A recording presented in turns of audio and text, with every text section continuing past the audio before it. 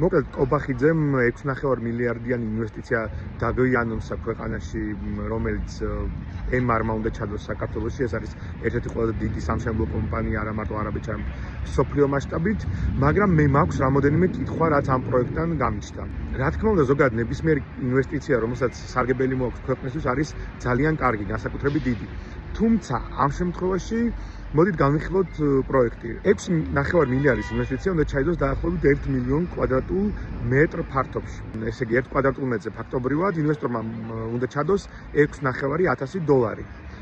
ეს ნიშნავს იმას, რომ ეს ფართობი დაახლოებით რომ გაყიდო კომერციულად, ალბათ $10,000 უნდა გაყიდო კვადრატული მეტრი. აქვე ისმის კითხვა.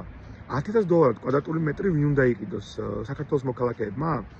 ბოლო პერიოდში ჩვენ კარგად ხედავთ, რომ მოთხოვნა ბაზარზე შემცირებულია და თუ რამე დიდი ქონებები იყიდება და ძვირიანი ქონებები იყიდება, მათ ძირითადად უცხოელები ყიდულობენ.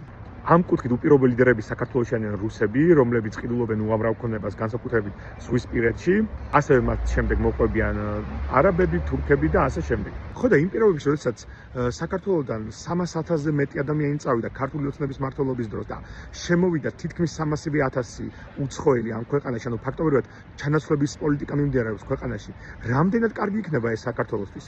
ანუ რამდენად სწორი იქნება, რომ ასეთი ინვესტიცია განხორციელდეს და რა სარგებლოს მოუტანს ის ჩვენ ქვეყანას? ეს ძალიან ლოგიკური კითხვებია, რომელზეც პასუხი არ ჩანს. ასევე ტექნიკურად უცხოელებზე მიწის გასხვისება აკრძალულია საქართველოს კონსტიტუციით, ამიტომ საინტერესოა რა ფორმით ხდება ამ მიწის გასხვისება არაბ ინვესტორზე. იმიტომ რომ იმ მილიონ კვადრატში შედის ძალიან დიდი რაოდენობა ასევე ტერიტორიის, რომელიც არის მდინარეებს ეკუთვნის, ტყეებს და ასე შემდეგ, რაც კონსტიტუციით ფაქტობრივად აკრძალულია, რომ გაიყიდოს უცხოელებზე. ხო და ძალიან ბევრი კითხვა არის ამ პროექტთან დაკავშირებით, რომელზეც საქართველოს მოსახლეობას უნდა ჰქონდეს პასუხი.